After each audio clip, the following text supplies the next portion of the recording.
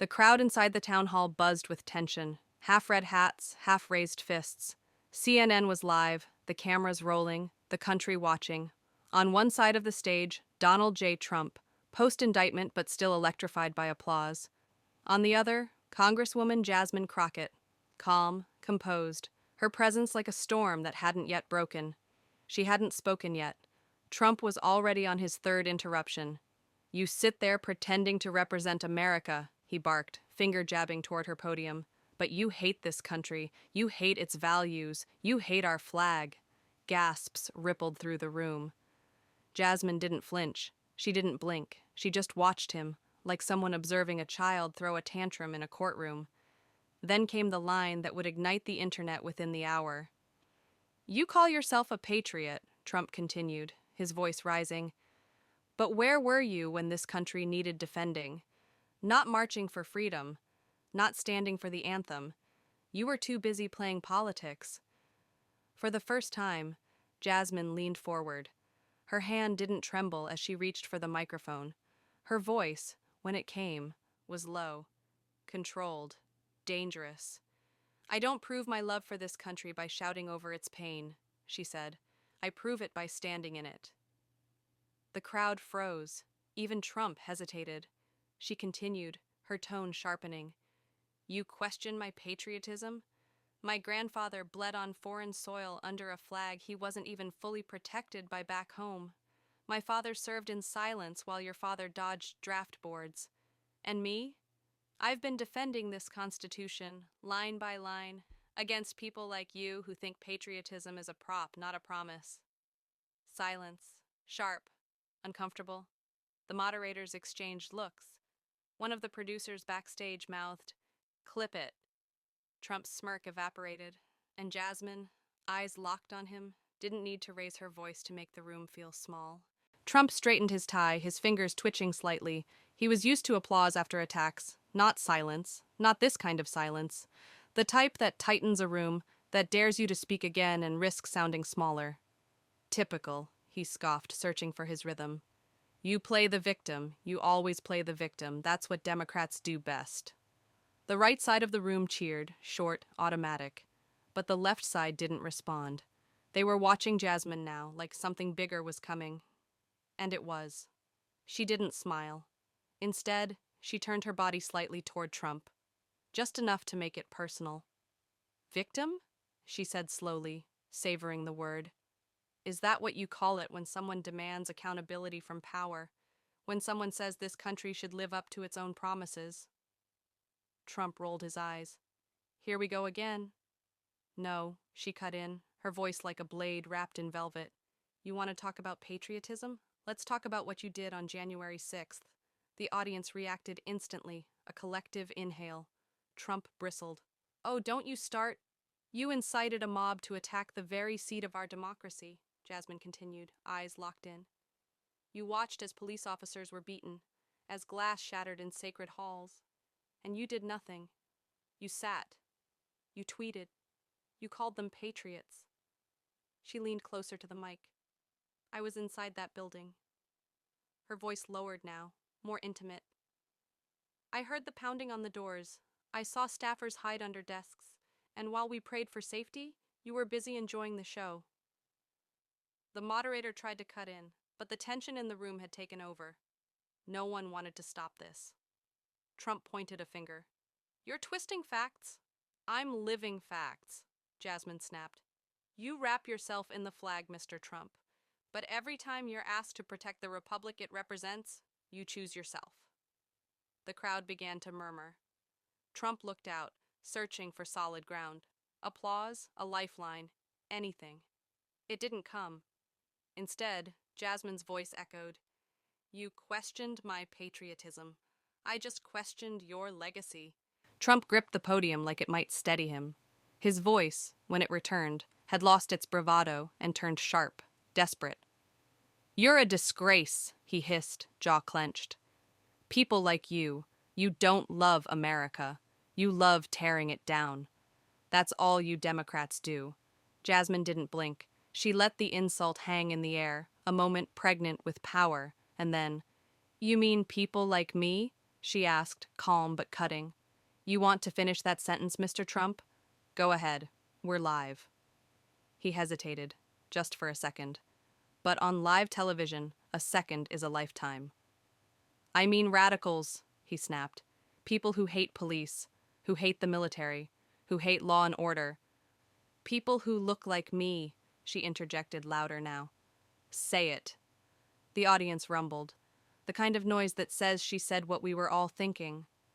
You see, she continued, walking out from behind her podium now, her tone shifting from defensive to surgical. Your patriotism is performative. You love America the same way a dictator loves a throne, as long as it worships you back. Trump stepped forward too, voice raised. I made this country stronger, safer, richer. You made it angrier, more divided, more afraid, she replied. You didn't lead, you incited. You didn't protect the Constitution. You treated it like a contract you could break if the polls didn't favor you. The crowd was no longer quiet. Cheers erupted, jeers fought back. The moderator's voice tried to regain control. Congresswoman, Mr. Trump, let's please. But it was too late. This wasn't a debate anymore. It was a reckoning, and Jasmine wasn't finished. You questioned my patriotism in front of the country, she said, voice steady as steel. But when the world looks back at this era, they won't ask what I said tonight. They'll ask what you did when it mattered most, and why the bravest thing you ever did was flee to Florida. The room exploded. Trump's face flushed, and in that instant, America wasn't watching a congresswoman challenge a president. They were watching a reckoning unfold, in real time. Trump's jaw tightened as the crowd reaction rippled through the room. The former president's usual swagger, the confidence that once filled arenas, began to crack beneath the weight of something he hadn't faced in a long time. A woman who didn't flinch, a truth he couldn't dodge. Jasmine took one slow step forward. She wasn't behind the podium anymore. She wasn't playing defense. She was owning the floor, and everyone watching knew it. You know what's funny, Mr. Trump? She began, looking him dead in the eye. You spent 4 years calling yourself the voice of the forgotten, but when America cried out, when George Floyd couldn't breathe, when children were locked in cages, when women marched, when people begged for justice, you turned up the volume on yourself and muted everyone else. Trump tried to speak, but she held up one hand. And even he paused. I didn't come here tonight to win an argument, she continued. I came to tell the truth. And the truth is, patriotism isn't loud. It's not branded on a red hat. It doesn't come with a slogan. It's shown in sacrifice, in service, in standing firm when it would be easier to walk away. Trump leaned in toward his mic. You don't know sacrifice. That was his mistake. The room quieted again. Jasmine's voice dropped, calm but devastating. My brother served 2 tours in Afghanistan, she said. He came home with PTSD and a flag folded in a triangle, the same flag you mocked when John McCain died, the same flag your supporters used to beat Capitol Police on January 6th. Gasps echoed through the auditorium. Trump looked rattled now, no soundbite ready, no applause line to fall back on. Jasmine turned to the audience. You can question my policies, you can question my party, but you will not question my love for this country, not when I've buried family for it, not when I've bled for its laws in courtrooms, not when I've stood on the side of justice, even when it was unpopular. She looked back at Trump, her gaze calm, final. You spent your presidency asking for loyalty, but true patriots don't serve a man, they serve a mission. And with that, she stepped back, not in retreat, but to let the weight of her words settle like thunder. The debate stage fell into a stunned quiet, but the rest of the country was anything but silent. Within seconds, Jasmine's words were clipped, captioned, and trending. True patriot. She did not flinch. Trump was not ready. All flooded the feed. In campaign war rooms, consultants froze mid-conversation to replay the moment Jasmine said, True patriots don't serve a man. They serve a mission. Even on conservative networks, anchors stumbled. They couldn't spin fast enough to undo what millions had just witnessed live. A man who built his brand on strength getting dismantled by precision. Back inside the hall, Trump's team was visibly unsettled. His advisor leaned in, whispering furiously. Trump's expression? A twitch behind the eyes. A flash of uncertainty that hadn't been there an hour ago. He picked up his mic again. "You're just another radical trying to rewrite history." Jasmine tilted her head. "Number, I'm trying to make sure this country learns from it." That line? Instant viral. In South Carolina, a veteran with a MAGA hat paused mid-drink. In Detroit, a single mother mouthed "yes" to her screen. In Houston, a group of law students burst into applause watching from a bar. Because Jasmine hadn't just defended herself, she had redefined the battleground. She didn't use insults. She used lineage, loss, logic. And the real wound? Trump couldn't fight back without proving her point. Then a moderator finally broke the silence. "Congresswoman Crockett, President Trump, I think we need a moment." But the moment had already happened. Jasmine didn't gloat. She didn't smile. She simply adjusted the mic and said, "Next question." That two-word answer, delivered with surgical calm, carried the weight of 1,000 mic drops. Trump sat back, shaken, and for the first time in a very long time, not in control of the room.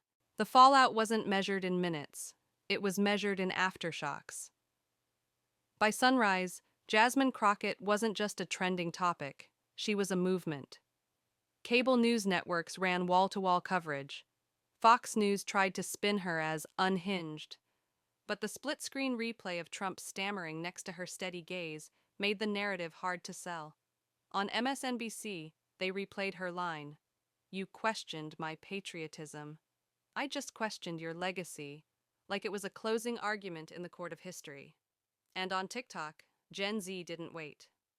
Clips of Jasmine's speech were remixed with music, overlaid with slow-motion zoom-ins, stitched into highlight reels titled, "When Truth Spoke Louder Than Power." But while the left rallied, the right mobilized. Trump's campaign sent out a fundraising email by noon. "They're coming for me. Again. Jasmine Crockett just attacked me on live TV. Show her that America still stands with Trump. Donate now." Meanwhile, Jasmine's office voicemail crashed. Voicemails flooded in. Veterans, teachers, mothers, even former Republicans. Some tearful, some furious, but all with one theme. "You said what needed to be said." In D.C., conservative operatives scrambled to contain the damage. "She's too aggressive. She's disrespectful. She's dangerous." But behind closed doors, the worry was clear. She had gotten under his skin, on national television, with receipts. That night, Jasmine appeared on The Late Show. Stephen Colbert leaned in, smiling. "Congresswoman, be honest, were you holding back?" The audience erupted in laughter. Jasmine just smiled. "I wasn't there to entertain," she said. "I was there to remind the country what real service looks like." Thunderous applause. And across town, in a golden-lit room at Mar-a-Lago, Trump sat with his arms folded, the volume low, watching a woman dominate the conversation he once owned. His advisor broke the silence. "She's going to be a problem." Trump didn't respond, because he already knew. By the next morning, the backlash was organized and intentional. Threats flooded Jasmine's inbox. Fake headlines began circulating. Crockett funded by radical Marxist groups, anti-America in Congress. Bots flooded her social media with American flag emojis followed by venom. She received a call from a senior Democratic strategist. "You went viral, yes, but Trump's base is dangerous. Be careful. Maybe dial it down." Jasmine's response? "I didn't come to Washington to whisper." But the pressure kept building. 2 major donors pulled support from her re-election campaign. A centrist senator privately suggested she apologize for the tone. Meanwhile, Fox News had a new headline every hour. "Jasmine Crockett hates America." Even some moderates on Capitol Hill kept their distance. The whispers returned. "She went too far. She's unelectable now." She made it personal. What they didn't understand was this. For Jasmine, it was personal, not because of Trump, but because of what he represented. The silencing, the gaslighting, the rewriting of American history to fit a narrative built on fear and fiction.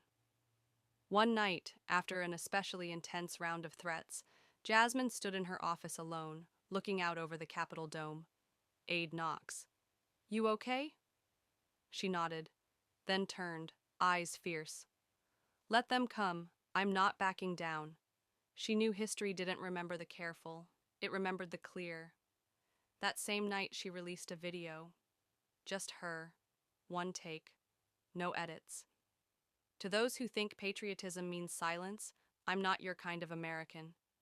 To those who think justice is inconvenient, I'm your worst nightmare. I love this country enough to call out its failures. I love it enough to fight for its truth. Within an hour, the video hit 10 million views. Her voice wasn't being drowned. It was becoming unavoidable. It started as a ripple. A teacher in Georgia who played Jasmine's debate clip before civics class. A retired Marine in Ohio who wrote a letter to the editor titled, "She Said What I Couldn't." By the end of the week, it was no longer a moment. It was a movement. On Capitol Hill, a group of young black women walked into the rotunda holding mini constitutions and pins that read, "I stand with Jasmine." Town halls in Texas, Chicago, and Michigan echoed her words. True patriots don't serve a man, they serve a mission. It became a rally cry. Trump, meanwhile, grew quieter. Not gone, never gone, but smaller. His next rally, light turnout. His next interview, defensive, repetitive. When asked about Jasmine, he waved his hand. "She's nothing, just another radical. She'll burn out." But even as he dismissed her, his eyes flicked with something unfamiliar. Doubt. The final blow came not from a rival, but from the people. A national poll asked, "Who better represents American values today?" Donald Trump, 42%. Jasmine Crockett, 53%. When Jasmine saw the numbers, she didn't gloat. She didn't post. She simply returned to the floor of Congress. Same voice, same fire, same mission. And as she walked past the painting of Shirley Chisholm in the hallway, she paused, just for a second, then whispered, "Your seat's still warm," because she knew this wasn't the end of a debate. It was the beginning of a shift. One voice, sharpened by truth, one legacy, shaken by exposure, and one nation, listening again. You questioned my patriotism, and that's fine, because real patriots don't beg for permission to speak. They stand when it's dangerous. They speak when it's unpopular, and they fight, not for applause, not for power, but for people. I don't wrap myself in the flag to hide from the truth. I carry it forward, even when it's heavy. My love for this country isn't blind. It's bold, and it's earned, in courtrooms, in protests, in pain, and in progress. So to anyone who still believes that silence equals loyalty, I say this. Real patriotism isn't quiet. Real patriotism isn't safe. Real patriotism tells the truth, even when the truth makes the powerful squirm. And tonight, the truth spoke louder than any lie ever could.